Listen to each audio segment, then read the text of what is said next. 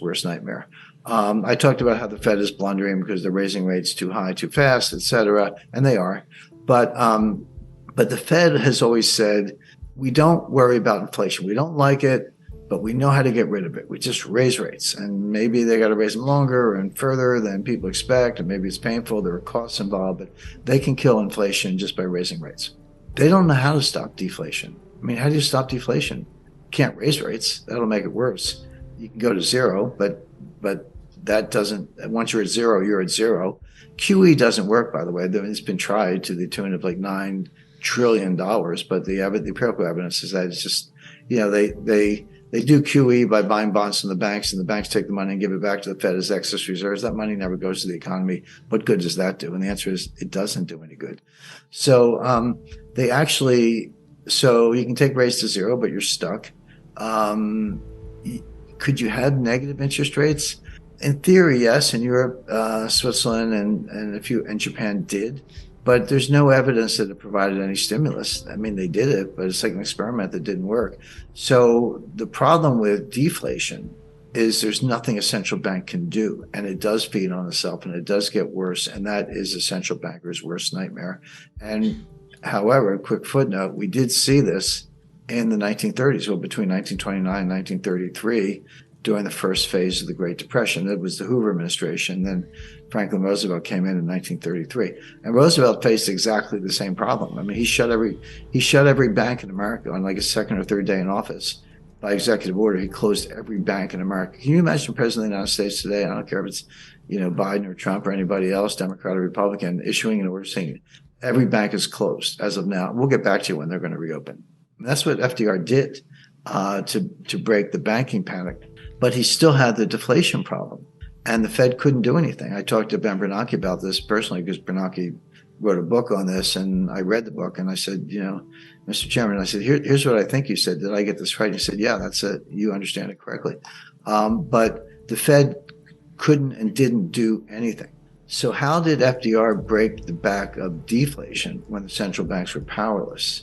The answer is he raised the price of gold. He devalued the dollar against gold and raised the price of gold 75% from $20 an ounce to $35 an ounce. And that worked because it wasn't about rewarding holders of gold. In fact, he had confiscated all the gold beforehand. So it was like insider trading. But the idea of raising the price of gold was really to devalue the dollar so you could get the price of corn, wheat, steel, oil, get the price of everything else up. And it worked. In the middle of the Great Depression, from 1933 to 1936, the market boomed. I mean, the economy did very well, but it was starting from such a low level. It was still depressed, but it did much better. The Democratic theme song was "Happy Days Are Here Again."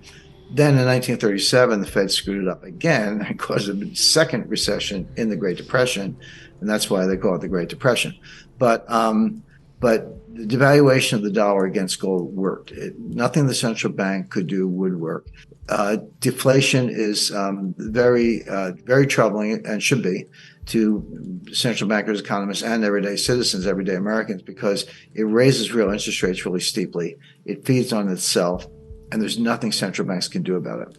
And the only thing that has ever worked is devaluing the dollar against gold. So it's one reason to have gold.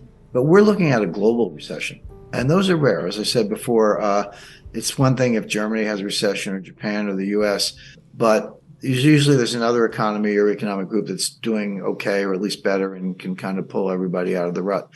But global recessions where everybody is declining are rare, and that's what's happening. And that's what we had in 2008.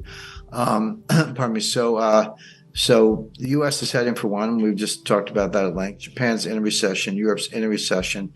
China's in a recession. India's, having some tough times.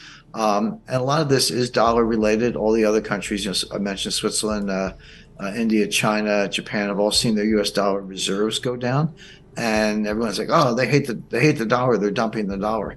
No, it's the opposite. They don't have enough dollars, so they're selling treasuries to get dollars to bail out their own banks because there's a dollar shortage. Before we continue, help us clicking that YouTube like button and subscribe now to our channel. This shows the algorithm that you valued this information, and it helps us spread that message. Sharing is caring. And now, let's continue. So the fact that you see those dollar reserves coming down does not mean that they hate the dollar. It means that they need dollars, that they're short of dollars, and they're so desperate that they are selling treasury securities to get dollars to bail out their own banking systems. So we're well on the way to a global recession.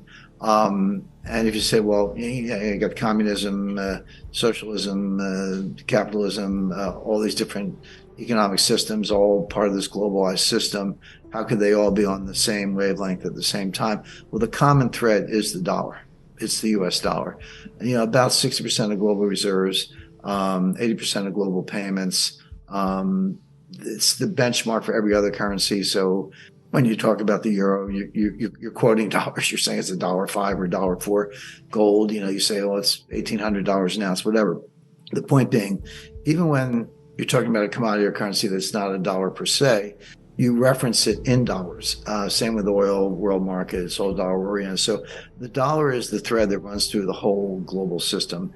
And it's a partial explanation for why everything's falling apart at once. What's the optimal asset allocation method? Well, the key is diversification. And when you say diversification, people roll their eyes and go, oh, of course, everybody knows that diversification is good and all that. But the problem is they don't understand what diversification is.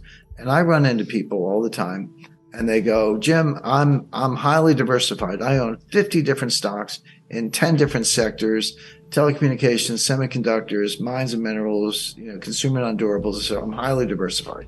And I say, no, you're not. You may have 50 stocks, but you have one asset class, which is stocks.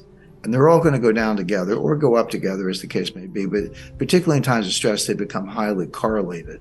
So having 50 different stocks or ETFs or whatever is not diversification. That's just having a whole bunch of bets in one asset class. So what does real diversification look like? Well, you should have some 10-year treasury notes, or if they're a little too volatile for your taste, look at a 5-year note or a 2-year note. That will basically give you very the credit secure. I'm not doubting the credit of the United States, but that will give you a deflationary hedge. If we get into disinflation and deflation where interest rates are coming down, which I do expect, you're going to get very good capital gains on those notes, or you're going to be very happy with the coupon in the meantime. Real estate, definitely. Not so much commercial real estate, too soon for that, but multifamily housing, residential real estate, farms, other kinds of income producing real estate for a slice. Good slice of cash, maybe as much as 30%. People hate cash. They go, I don't get a yield on cash. Cash is a waste of my time, etc. It's true that it has very low yield, but number one, it performs very well in deflation, which we talked about. But more importantly, cash is the opposite of leverage. It reduces the volatility of the rest of your portfolio. So if you have volatile investments in the wings, cash is it's like a bar connecting to two ends of the barbell. It has very low volatility, but most importantly, it gives you optionality. If you see stock markets crashing and burning the way I expect, the way I described, the person with cash can go out and go shopping in the ruins. And by the way, Berkshire Hathaway has over $130 billion in cash. Why does Buffett have so much cash? Well, he sees what I see. We're looking at the same thing, which is a kind of meltdown where the person with cash can basically go shopping for bargains. Definitely a slice of gold for the reasons we talked about. That'll be your inflation hedge. But 10%, people always say, Jim Rickards says sell everything and buy gold. I've never said that. I don't think that's a good idea. But 10%, yes. So that's a good slice. Private equity, if you can have access to good deals, that's a separate category. And so a model portfolio, you'd have a slice of treasury notes, a slice of cash, have some stocks, but I would focus on, for example, energy, BP, Exxon, Mobil, Shell, Marathon, this Green New Scam thing, forget it. It's a big deal, from a policy point of view, but it's infeasible. I've studied the science very closely. It's going to go away. But in the meantime, if you bash the oil and natural gas companies, but you're going to need the oil and natural gas, which we do, then those stocks are going to do well. Real estate, I mentioned, and gold. So that would be a really diverse portfolio that would have 5 or 6 different asset classes. And some will outperform others. Some will do better in inflation, some will do better in disinflation. But that's the whole idea with this much uncertainty. And your winners will outnumber your losers. And cash is like a thermostat. You know, you can reduce cash and buy a little more gold, or reduce cash